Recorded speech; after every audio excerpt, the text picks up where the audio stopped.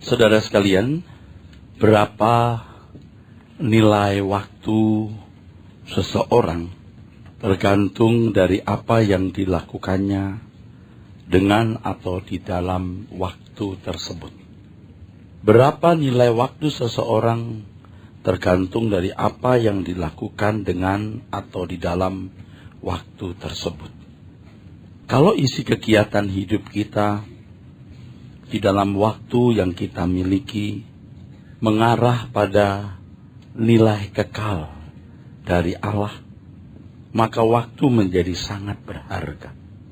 Tetapi kalau tidak, maka waktu menjadi tidak berharga sama sekali. Saudara sekalian, 70-80 tahun umur hidup kita dibanding 70 triliun tahun itu kecil sekali, saudara. Tetapi 70 tahun jika dibanding dengan kekekalan, tidak bisa dibandingkan. 70 tahun dibanding dengan tak terduga, unlimited. Itulah sebabnya 1 menit kita itu bisa nilainya tak terhingga. Coba saudara renungkan hal ini.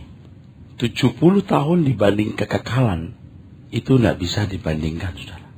Tidak bisa dibandingkan.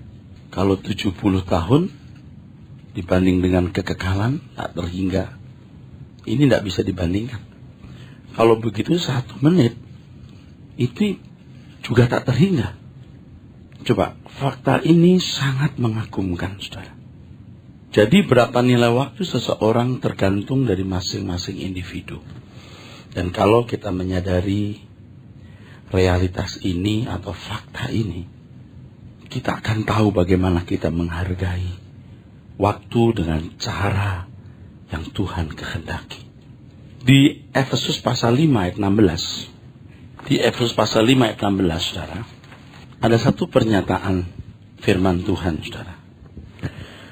Dan pergunakanlah waktu yang ada, karena hari-hari ini adalah jahat. Ada beberapa kata dalam bahasa Yunani yang semua bisa diterjemahkan waktu. Ada hora, ada kronos. Tetapi untuk kata waktu di teks ini diterjemahkan kairos. Kairos ini bisa berarti momentum, opportunity, kesempatan. Waktu kita menjadi berharga sebab di rentang waktu 70-80 tahun ada kairos yang sangat berharga, yang mempersiapkan kita untuk memasuki kekekalan, saudara. Nah, dalam hal ini kita harus menyadari bahwa hidup ini sebenarnya sangat luar biasa. Luar biasa dan unggulnya, dahsyatnya hidup ini bukan terletak pada sukses studi, bukan pada sukses karir kita, sukses bisnis, kekuasaan yang bisa kita raih, pangkat yang bisa kita sandang, atau gelar yang berjibun yang ada di belakang nama kita. Keagungan hebatnya hidup ini, saudara. Sebab di 70 tahun, 80 tahun, itu singkat sekali dibanding kekekalan. Kita diperkenan mengenal Allah yang benar. Allah yang menciptakan langit dan bumi. Allah yang sudah ada dari kekal kepada kekekalan. Dari kekal ke kekal. Dan Ia berkenan membuat kita seperti Dia. Menjadi anaknya. Perhatikan. Menjadi seperti Dia. Tentu lewat proses bertahap yang ketat. Dilayakkan menjadi anak-anak Allah. Dan dimasukkan ke dalam kekekalan. Dimasukkan ke dalam waktunya. Ini luar biasa, saudara. Nah, banyak orang tidak mengerti hal ini, saudara. Ya. 70 tahun ini, saudaraku, kita menemukan, kita akan melihat, kita akan mengalami kairos. Kalau Alkitab mengatakan Allah itu bekerja dalam segala sesuatu, mendatangkan kebaikan, itu lewat sebuah rancangan-rancangan yang sempurna, saudara. Tuhan tahu momentum tertentu Kairos tertentu yang sangat kondusif merubah kita. Kapan Tuhan mengubah kita dalam situasi-situasi tertentu, ya. Misalnya di usia 20 tahun dengan penglihatan mata yang sehat, prima, telinga yang prima, pikiran daya ingat yang prima, ya. Kalau mulai dibentuk Tuhan, memberi diri di proses Tuhan, betapa hebatnya. Berbeda dengan kalau seorang sudah umur 55 tahun atau 60 tahun. Jadi anak-anak muda jangan lewatkan momentum itu yang tidak akan bisa terulang. Atau kalaupun terulang tidak mungkin punya kualitas yang sama. Pada waktu seorang tertindas, mengalami kesulitan keuangan, ini suasana tertentu yang sangat efektif untuk pembentukan tertentu juga. Beda dengan waktu sudah banyak uang. Nah, Tuhan tentu tidak sembarangan bertindak. Allah turut bekerja dalam segala hal itu, bukan segala hal sembarangan. Tentu telah disetting oleh Tuhan.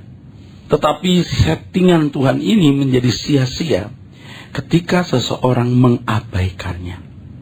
Pergunakanlah kairos itu. Sebab kalau tidak, jadi jahat. Kesempatan yang disia-siakan itu akhirnya akan berbalik mencelakai, saudaraku. Ya.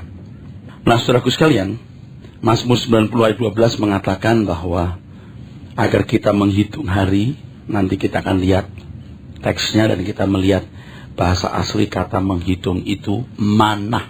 Manah itu artinya membagi atau memisahkan menurut urutan. Manah, membagi menurut urutan. Ya. Jadi bukan hanya singkat, tapi juga ada urutan-urutan. Ini saya tidak mengarang, saudara ya. Jadi kalau Alkitab mengatakan begitu, manah, ya tentu saya harus menunjukkan kepada saudara demikian. Ya. Ini artinya membagi menurut urutan. Oleh sebab itu, saudaraku sekalian, kita begitu bangun tidur, kita harus seperti kiper yang siap tangkap bola. Kalau ada pemain bola, seperti seorang yang menjemput bola. Pasti ada bola yang bisa digiring. Pasti ada berkat rohani yang tersedia. Selalu baru setiap hari, itu bukan hanya berkat jasmani. Bahkan hal itu tidak perlu dipersoalkan. Ya. Itu dicari bangsa-bangsa yang tidak mengenal Allah. Kalau hanya berkat jasmani, perut kita kenyang, kita bisa pakai baju bagus, itu belum kesetiaan, saudara. Tetapi kalau Tuhan merancang hidup kita untuk waktu yang tidak terbatas, itu baru sebuah rancangan yang menakjubkan, saudara. Tetapi banyak umat pilihan yang dikasihi Tuhan itu tidak ngerti. Duduk-duduk, ngobrol, tanpa ada tujuan. Dengan teman-teman yang tidak takut Tuhan, yang tidak memberi pengaruh yang baik. Di depan layar kaca berjam-jam. Bukan tidak boleh. Tontonlah TV. Banyak hal yang baik sebagai media pendidikan. Tapi ada yang tidak perlu membelenggu kita di depan TV, saudara. Jalan-jalan di mall tanpa tujuan. Jalanlah di mall. Waktu belanja bersama anak, leisure time, makan bersama keluarga, pergilah. Tapi jangan jalan ke mall tanpa tujuan. Katanya buang waktu. Coba waktu aja dibuang, saudara. Nilainya tak terhingga. Banyak hal yang sia-sia. Jadi kalau kalian ya anak-anak muda, jangan berteman dengan orang yang tidak memberi pengaruh yang baik. Lebih baik kesepian sendiri daripada hidupmu rusak. Sebab siapa temanmu, itu akan mencetak dan mempengaruhi dirimu. Itu harus tegas. Jangan bergaul dengan orang yang tidak memberi pengaruh yang baik. Siapapun dia. Kalau sudah di luar negeri, punya teman satu kamar, orangnya tidak benar, say hello no more. Jangan bersahabat. Berteman boleh pada batas tertentu. Kalau naik kos misalnya di satu kota, harus keras, tegas. Wah, teman saya keren nih, duitnya banyak, mobilnya bagus. Nanti irama hidupmu juga bisa diubah oleh irama orang kaya, kalau orang tuamu belum tentu sekaya dia. Konyol loh. Ya, anak muda, dengar saya ngomong apa nih? Ya, ingat ya. Kalau dewasa muda ya, kan usia 25-40 gitu, masa-masa ceria, boleh bersahabat dengan teman-teman yang bisa membawa kita ke bisnis yang baik ya. Tapi jangan terus kemudian ikut clubbing. Apaan? Jam 11 pulang, setengah 12 paling lambat pulang. Ya, saudaraku sekalian, banyak yang sia-sia, saudaraku, yang dilakukan. Sehingga momentum-momentum atau kairos yang berharga ini lewat. Kacau urut-urutan yang Tuhan sudah buat untuk pendewasaan kita. Mungkin tidak semua kena ya, ada yang miss, saya tahu ya, kita nggak sempurna. Tapi jangan terlalu banyak missnya. Mungkin kita kena sini, nggak kena lagi, kena, lolos, kena lagi, enggak, bisa begini. Ini masih lumayan loh bisa begini, saudara. Tapi kalau seandainya ya, saudara, Anda missnya terlalu banyak ya, saudara. Kena, nggak pernah kena, baru kena, ini setengah kena lagi. Nah ini kan konyol, saudara. Nah banyak orang yang begini. Coba ya, ada anak yang pulang sekolah jaga toko kelontong mamanya sambil belajar. Lihat teman-temannya main ceria, main layang-layang, main bola. Dia cuma jaga toko mamanya. Ini kejadian benar loh. Malah jaga restoran sebenarnya. Lalu gurunya waktu makan tanya, kapan mau belajar? Ini belajar saya di buku. Sungguh, teman-temannya main dia. Kalau ciciknya, kakaknya yang jaga itu warung, dia belajar di ruang tamunya yang bersebelahan dengan toko kelontong itu. Tapi pada waktu kenaikan kelas, wajahnya ceria, terhormat di mata guru-guru, di mata murid-murid yang lain, di mata orang tua wali. Tapi ada yang tertunduk malu, tersipu karena prestasi rendah, bahkan tidak naik kelas. Nah, irama yang ada dalam diri anak yang menekuni belajar tadi, saudara, itu irama belajar. Sama nggak punya irama bermain, nggak rugi sebenarnya. Ini contoh agak ekstrim, tapi bisa standar. Tergantung bagaimana Anda menilai. Toh juga orang tua beri waktu kok anaknya bermain, tapi nggak liar begitu. Tapi anak-anak yang iramanya hanya bermain, itu tidak punya irama tekun. Hasilnya nanti berbeda, saudara. Nah, orang-orang tua tahu tentu hal ini, tahu sekali. Nah, sekarang kita kenakan dalam hidup kita supaya kita bisa lebih mendapatkan frame atau bingkai, ya. Kita juga begitu sebagai anak-anak Allah di sekolah kehidupan ini. Kita lihat orang hidup suka-suka sendiri, saudara. Nah, kita mau ikut-ikutan begitu. Betapa hebat hidup ini. Kita diberi kesempatan untuk mengenal Allah yang benar. Kita diajar untuk seperti dia, menjadi seperti dia. Kita dilayakkan, dipantaskan menjadi anak-anak Allah. Dan akan dimasukkan ke dalam waktunya. Betapa hebat hidup ini. Nah, di dalam Lukas pasal 12, ayat 16-21 itu kisah orang yang sibuk dengan segala kesenangan, tapi menjadi miskin atau tidak kaya di hadapan Tuhan. Yang kita baca ayat yang ke-20, saudaraku sekalian, dan ayat yang ke-21 saja dulu, saudara. Tetapi firman Allah kepadanya, hai engkau orang bodoh, pada malam ini juga jiwamu akan diambil daripadamu. Dan apa yang telah kau sediakan, untuk siapakah itu nanti? Demikianlah jadinya dengan orang yang tidak mengumpulkan harta bagi dirinya sendiri, jikalau ia tidak kaya di hadapan Allah.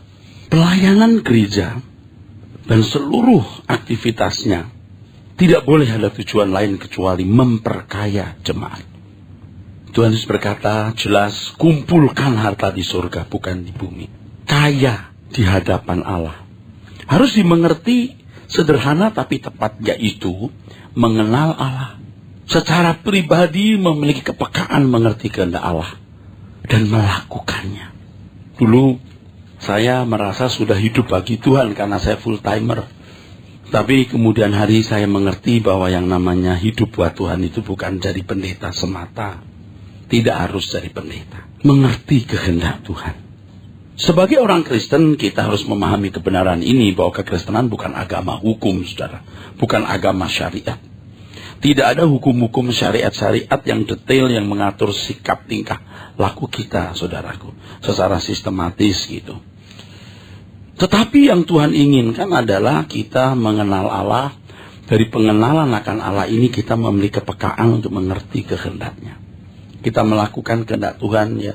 Setiap kata yang kita ucapkan, setiap langkah yang kita lakukan, semua setuju dengan kehendak Tuhan. Ini yang Tuhan kehendaki. Nah, kalau orang-orang seperti saya yang sudah full timer lalu merasa aku sudah hidup buat Tuhan, saya menipu diri saya sendiri dan saya menipu orang lain. Mengerikan, teman. Hidup buat Tuhan itu ketika seseorang melakukan apa yang Tuhan inginkan. Tuhan itu tidak menuntut tenaga, uang kita. Bukan itu sebenarnya, saudara. Tuhan itu tidak butuh jasa kita, saudara. Tuhan terlalu kuat untuk mengatur dirinya sendiri dan pekerjaannya. Tapi Tuhan menghendaki kita punya hati yang mengasihi Tuhan. Kita mencari Tuhan. Artinya belajar mengenal Tuhan, saudaraku. Dan untuk itu, mau tidak mau kita harus mengatur waktu kita dengan serius. Jam berapa saya ke kantor, jam berapa pulang, makan dengan keluarga, ketemu anak. Dan harus selalu dialokasikan waktu. Bukan disisakan, tapi disisihkan. Waktu di mana kita bertemu dengan Tuhan, kita membaca buku rohani, kita membaca renungan harian yang baik, mendengarkan CD khotbah, atur waktu datang ke pendalaman Alkitab atau suara kebenaran. Hari ini maaf saya tidak bisa ketemu karena saya harus belajar kebenaran Tuhan. Harus dialokasi. Nah, kadang-kadang saudaraku, cuman karena menerima undangan teman yang sedang mencoba resep masakan, gereja ditinggal. Hanya karena mandi berlama-lama, wah terlambat, udah gak pergi. Yang lain tidak dikorbankan, tapi urusan Tuhan dikorbankan dengan pemikiran bahwa nanti juga ada kesempatan. Nanti gak ada kesempatan yang sama. Gak ada kesempatan yang sama, saudara. Gak sama, gak mungkin sama persis. Gak mungkin ada kesempatan sama. Terus tuh, setiap hal yang Tuhan izinkan terjadi itu paling spesifik. Anda kehilangan ini, sulit untuk menerima yang berikut mestinya. Seperti kalau dulu kami kuliah ya, kami belajar bahasa Yunani, bahasa pengantarnya bahasa Inggris. You nggak bisa bahasa Inggris, juga bisa belajar bahasa Yunani. Bagaimana membandingkan present aktif indikatif dengan present tense, present perfect? Bagaimana bisa mengerti subjunctive? Itu pengandaian, maksudnya satu kata kerja yang menunjukkan potensi untuk dilakukan, tapi belum tentu dilakukan. Kalau present aktif indikatif, itu kata kerja yang menunjukkan sedang berlangsung. Antara sedang berlangsung, lalu belum tentu berlangsung, tapi potensi untuk berlangsung. Tipis, tapi harus cerdas. Beda kata A di belakang kata, lalu O, that different. Blepo, I see. Blepei, sisis. Itu penjelasannya bahasa Inggris. Nggak bisa bahasa Inggris, nggak ngerti. Sama dengan matematik, sama dengan kalau zaman saya masih sekolah kan namanya ilmu ukur atau aljabar. Ada dalil-dalil, ada hipotesa awal yang tentu harus sudah dikuasai baru kita masuk ke tingkat yang lebih tinggi lagi. Tuhan memiliki kurikulum yang sempurna merubah kita. Nah, kalau kita melihat begini kan kita juga sebenarnya jadi miris, saudara, sebab kita pasti kehilangan banyak kesempatan, saudara. Akhirnya tidak menjadi kaya di hadapan Tuhan. Ya, tidak menjadi kaya di hadapan Tuhan. Nah, orang-orang yang tidak mau mengerti bisa berkata, sebodoh. Mau kaya, mau miskin, sebodoh. Apa sih signifikannya untuk saya? Gitu. Anda belum ketemu Tuhan. Anda belum berhadapan dengan hakim itu. Hakim di atas segala hakim. Anda belum melihat lorong kekekalan yang dahsyat. Sehingga Anda bisa berkata, apa sih artinya? Bodoh. Apalagi kalau sampai ngomong persetan. Ya udah jadi setan kamu. Kalau Lukas 16, 19-31, ini seorang kaya yang setiap hari hidup dalam kemewahan pesta pora. Tanpa mempedulikan keselamatan jiwanya. Lalu ketika dia minta Lazarus untuk turun ke bumi, mengingatkan saudara-saudaranya supaya jangan kejeblos ke tempat yang sengsara itu, Abraham berkata, sudah ada kitab Nabi, sudah ada Taurat, sudah ada firman, sudah ada di situ. Jadi you nggak bisa beralasan tidak tahu, you mesti tahu, karena you tidak mau tahu. Dan akhirnya ia terbuang dalam kesengsaraan yang situasinya hanya dapat digambarkan dengan ratap tangis dan gertak gigi. Penyesalan yang begitu dalam tetapi tidak ada artinya sebab tidak dapat mengubah keadaan. Kalau sekarang Anda ke rumah sakit, lihat orang sakit, Anda lihat betapa mahalnya nilai kesehatan itu. Anda mulai sadar, ya lalu Anda mulai pulang ke rumah, mulai olahraga, pola makan dijaga. Gitu. Atau saudara sendiri yang sakit.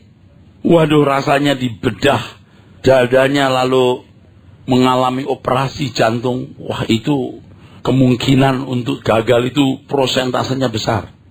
Baru tahu, saudara. Aduh, jangan sakit.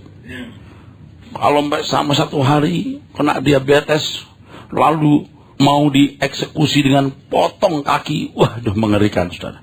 Lalu baru mulai hati-hati ya, tidak mengkonsumsi makanan yang manis gitu, saudara. Ya, masih bisa merubah diri, saudara. Kalau tidak naik kelas, jangan sampai nggak naik kelas kamu, nak. Mau sekali. Jatuh miskin, wah, sadar karena selama ini malas, ceroboh, tidak hemat. Kemana-mana juga ribut sama orang. Sekarang mulai tidak meribut, mengalah, kerja keras, hemat. Masih ada kesempatan.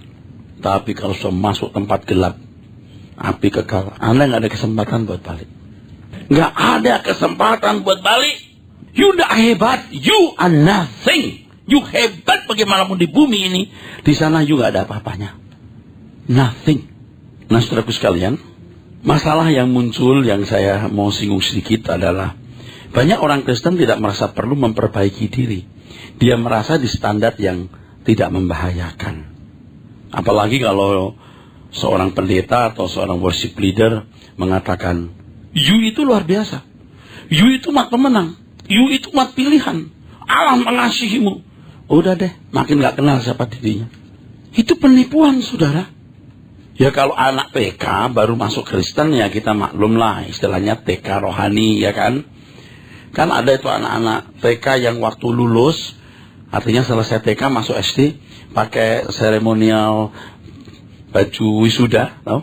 Tapi sekarang seingat saya dilarang oleh pemerintah itu. Pernah saya baca dikritik atau sudah dihimbau tidak apa gitu. Itu anak-anak TK udah di wisuda. Buset, you ngerti nggak kalau wisuda itu 4 tahun selesaikan skripsi.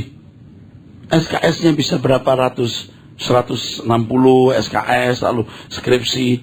Nggak gampang. Ini TK belajarnya makan.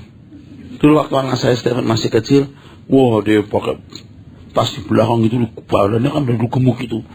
Di belakang mungkin. Belakangnya itu kotak isi roti, ada mesesnya di dalam, minuman gitu. Waktu pulang kita tanya gini, hai, udah sekolah sayang? Udah papa. Tadi belajar apa? Makan roti. Belajar makan roti, saudara.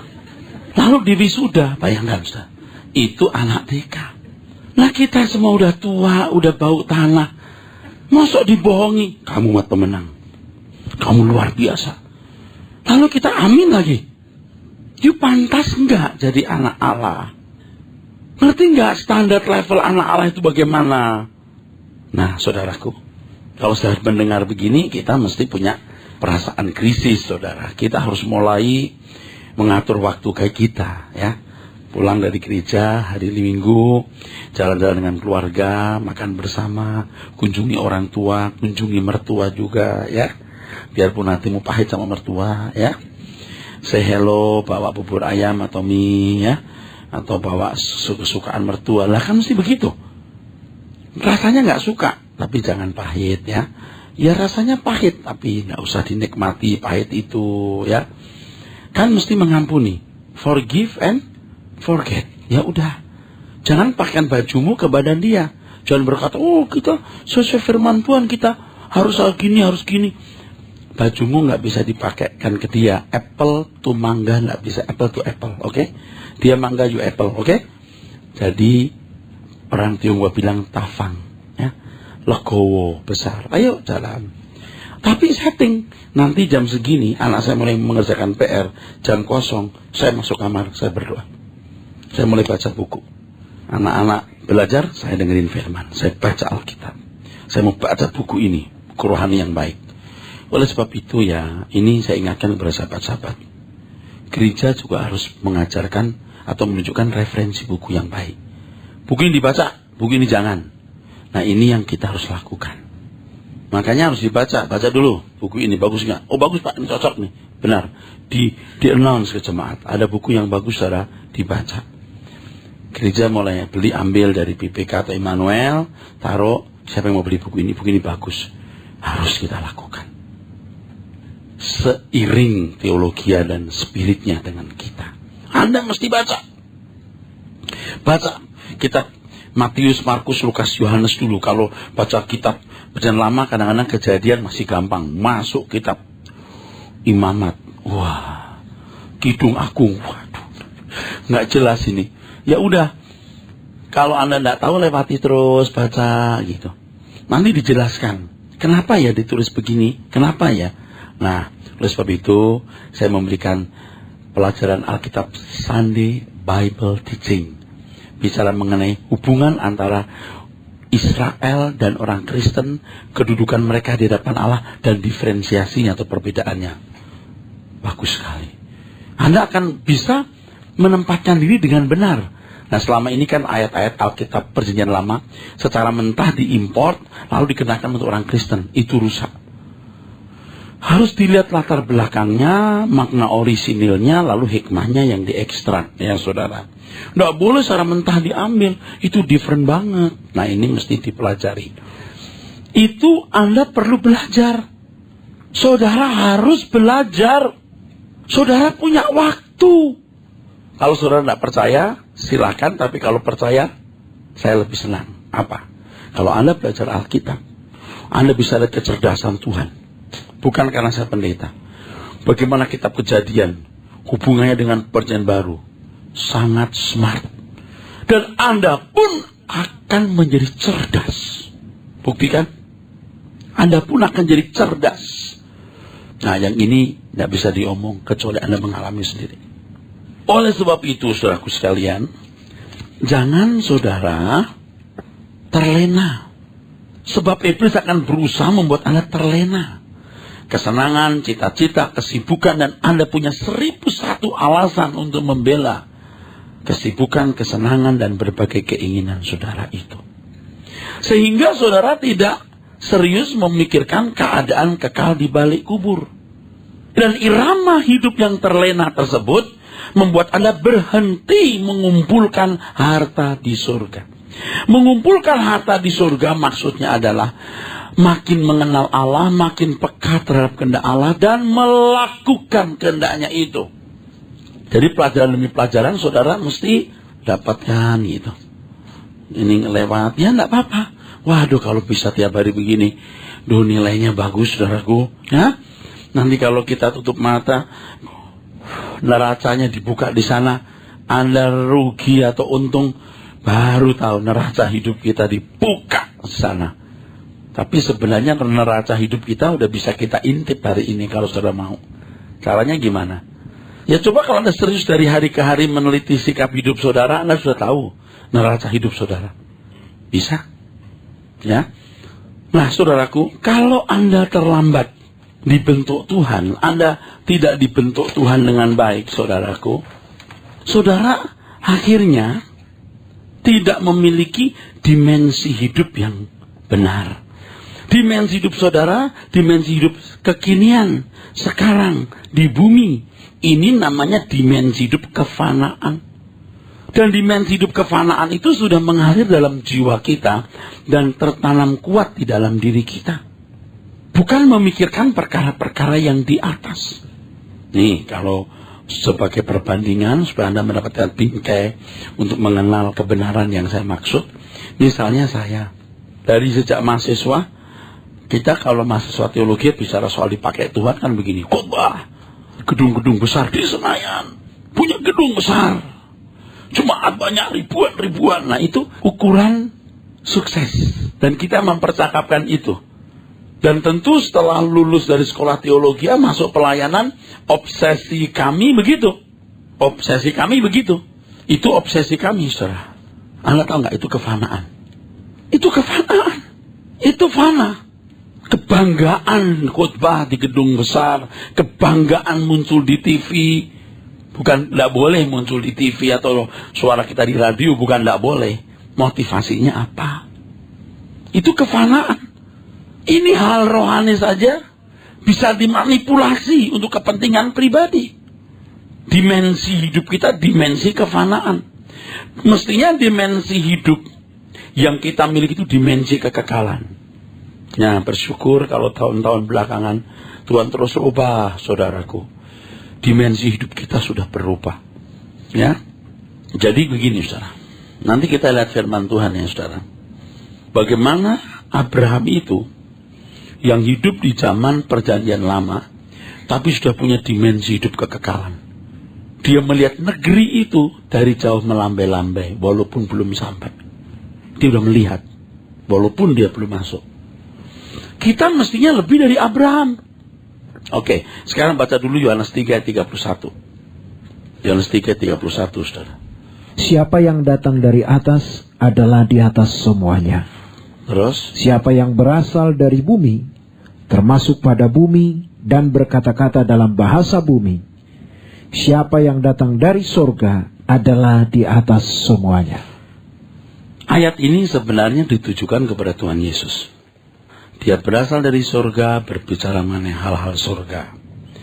Nah, Tuhan Yesus berkata kepada orang percaya, kamu bukan dari dunia, sama seperti aku bukan dari dunia.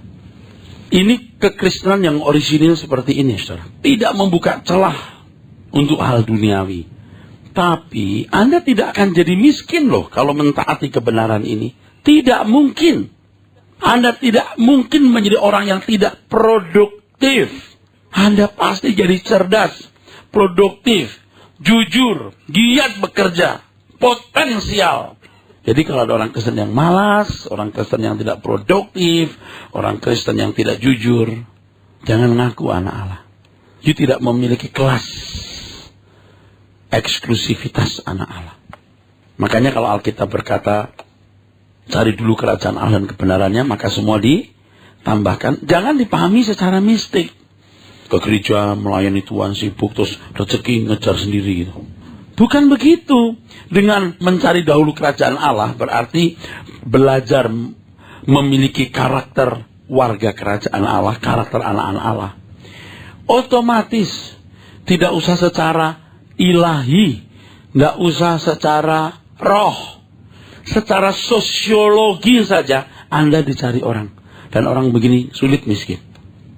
Coba kalau Anda punya pegawai yang jujur, yang membela kita dengan sungguh-sungguh, ya kerja keras, kita juga tidak akan lepaskan dia. Kalau dia berkata begini, Pak, saya mau mengundurkan diri. Loh, kenapa? Ya, saya mau cari pengalaman. Apa gajinya kurang? Enggak sih, Pak, tapi ya pengen peningkatan. Nah, sekarang kamu butuh berapa? Kita pertahankan loh. Saya ada pekerjaan baru. Oh, gitu. Berapa gajinya? Ya, kalau di sini Bapak kasih 3,5 juta, di sana besar sih, Pak, tapi saya nggak usah ngomong deh. Oh, enggak apa-apa, coba katakan. Enggak apa-apa, makasih, Pak. Loh, enggak, katakan. Berapa sih? Sana sih 7,5, Pak. Dan saya dikasih kendaraan, saya mau jadi kepala pabrik. Oh, enggak apa, kamu jadi kepala pabrik sekarang. Ngerti enggak? Itu sangat mungkin. Dan kita ini sebagai atasan kadang-kadang juga lalai. Ada pegawai yang baik, begitu kita nggak perhatikan. Kalau sampai dia keluar, wah, dosa sayang. Kalau selama ini yang udah perhatikan, dapat gaji 3,5, dia nggak ngomong A, nggak ngomong B. Emang dasarnya orang baik. Makanya kalau orang cerdas, sebelum dia punya komitmen dengan perusahaan baru, dia pamit dulu. Kalau dia mempertahankan dengan gaji lebih besar, oh dia mau. Jangan udah bikin kepastian di sana, yang di sini berantakan, kasihan juga perusahaan yang lama. Karena Anda pernah hidup di situ, makan di situ, harus diperhitungkan. Nah, kalau Anda tidak berguna di satu perusahaan karena malas, ya, ngebon terus, datang terlambat, kalau mau pulang buru-buru, waktu berkata begini, Pak, saya mau minta izin, mau cari pengalaman. Oh, maksudnya saya mau berhenti, Pak, mau resign. Oh, ya nggak apa-apa, itu kan mungkin mencari pengalaman biar lebih maju. Anda kalau jadi Kristen itu mesti unggul. Unggul dalam segala aspek. Tentu yang pertama moral. Moral itu menyangkut segala aspek. Jangan sampai, saudaraku, orang itu tidak butuh kita. Kalau sampai orang nggak membutuhkan kita itu something wrong. Pak, apa ada hubungannya? Sangat. Jadi kalau sampai ada anak, pemuda, remaja, rajin ke gereja, tapi nggak naik kelas, dia tidak kenal Tuhan dengan baik. Nah, oke. Kolose pasal 3, 1-4. Kolose pasal 3, ayat 1-4. Karena itu, kalau kamu dibangkitkan bersama dengan Kristus, carilah perkara yang di atas, di mana Kristus ada, duduk di sebelah kanan Allah. Pikirkanlah perkara yang di atas, bukan yang di bumi. Sebab kamu telah mati, dan hidupmu tersembunyi bersama dengan Kristus di dalam Allah. Apabila Kristus, yang adalah hidup kita, menyatakan diri kelak, kamu pun akan menyatakan diri bersama dengan Dia dalam kemuliaan. Ini, saudara, Kristen yang orisinil itu begini. Dan gereja itu harus punya wibawa, karisma, pancaran rohani seperti ini. Kalau saya jujur ngomong ya, saya kira 4-5 tahun yang lalu saya belum seperti hari ini, saudara. 3 tahun yang lalu kayaknya baru mulai. Bukan bermaksud mau meninggikan diri. Saya kira saya bukan pendeta yang mau kaya, ngumpulin duit, saya kira enggak. Tapi lemah pancarannya. Baru setelah diubahkan dengan firman ini, gereja harus memancarkan pancaran cahaya, karisma, pengaruh yang membuat orang itu melihat Yerusalem baru. Dimensi kekekalan itu harus dirasakan kuat dalam atmosfer gereja. Ini kalau ini, saudara, ya, dia sudah melihat, saudara. Kalau selama ini kan surga itu seperti di balik tembok tebal yang kita tidak bisa tembus. Tapi saudara akan bisa melihat bagaimana kerajaan surga itu luar biasa. Anda sudah bisa melihat cahaya kerajaan Allah itu. Oke, kita baca di dalam Ibrani 11 ayat yang ke-13. Abraham itu melambai-lambai. Nah, kalau Anda membaca dari ayat 9, Abraham itu mencari kota yang memiliki dasar, yang direncanakan oleh Allah. Jadi Abraham memiliki jiwa musafir. Dimensi hidupnya, dimensi kekekalan. Oleh karenanya dia menjadi bapak orang percaya. Dan di Yakobus pasal 2 kan dikatakan mengenai iman tanpa perbuatan seperti tubuh tanpa roh. Belajarlah dari Abraham. Imannya dinyatakan dalam tindakan. Tindakan apa itu? Apa tindakan Abraham yang harus dicontoh sehingga kita pantas disebut anak-anak Abraham? Bapak Ibu saudara sekalian, kalau selama ini kita sering mendengar orang berkata, berkat Abraham. Apa itu berkat Abraham? Berkat Abraham itu adalah Tuhan Yesus Kristus. Makanya keselamatan datang dari bangsa Yahudi. Berkat Abraham itu keselamatan dalam Yesus Kristus. Saya tidak bisa menjelaskan dalam waktu singkat, saudara. Jadi saya tidak perlu jelaskan.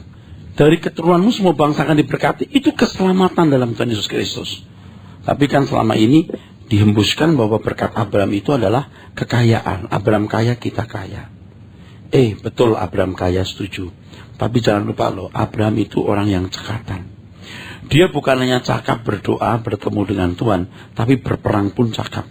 Dengan 320 orang, 318 orang, 300 lebih orang, dia bisa mengalahkan beberapa raja. Dia jago perang, kungfunya tinggi, saudara. Dia orang kerja keras. Orang kerja keras patut jadi kaya. Tolong harus diingat ini.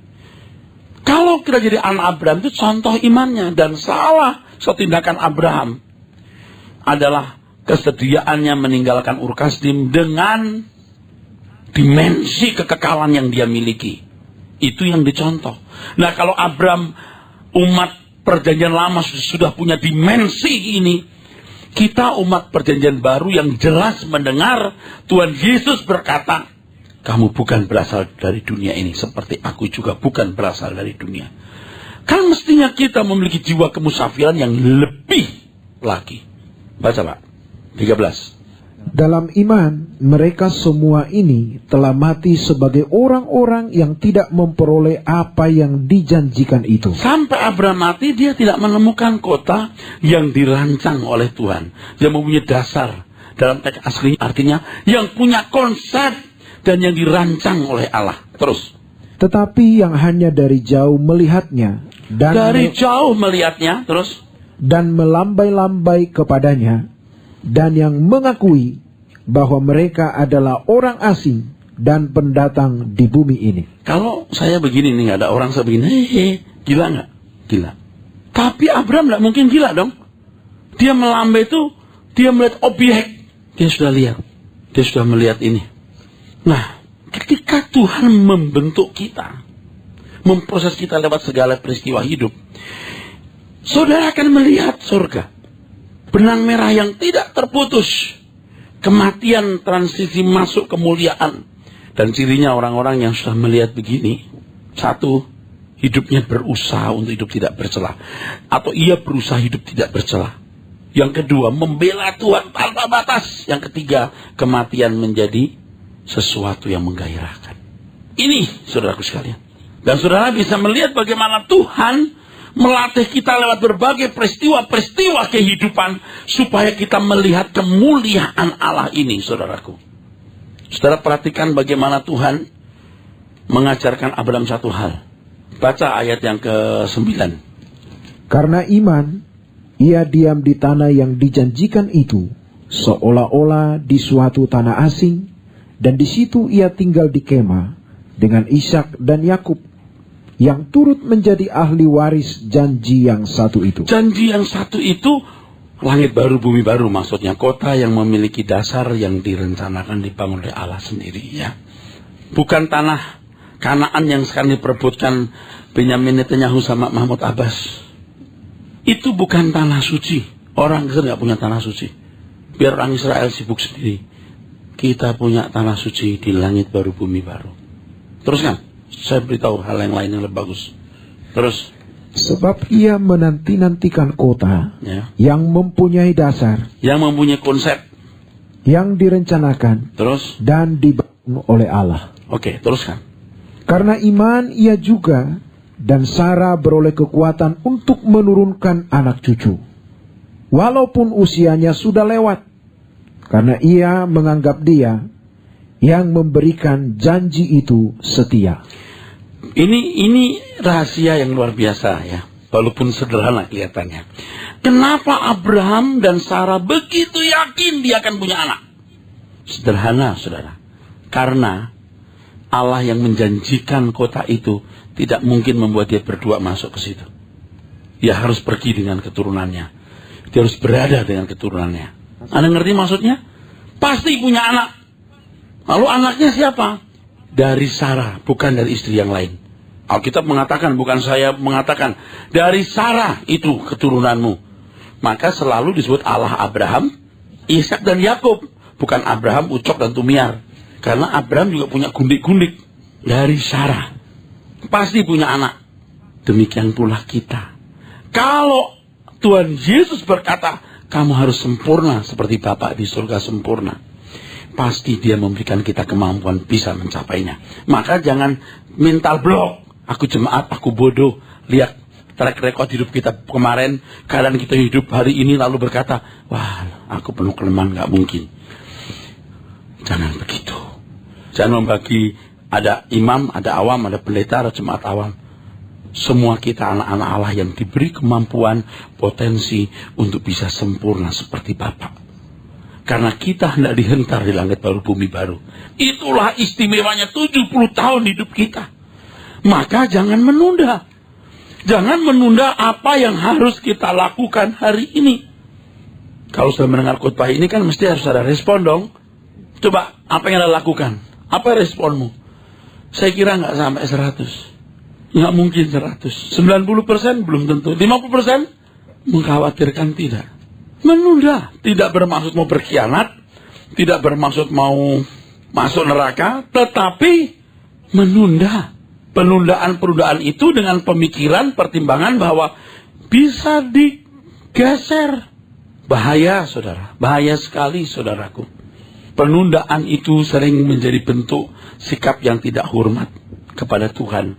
Lawatan-lawatan yang begitu berharga dilewati dengan sia-sia karena kesibukan-kesibukan dan satu alasan untuk membela kesibukan itu.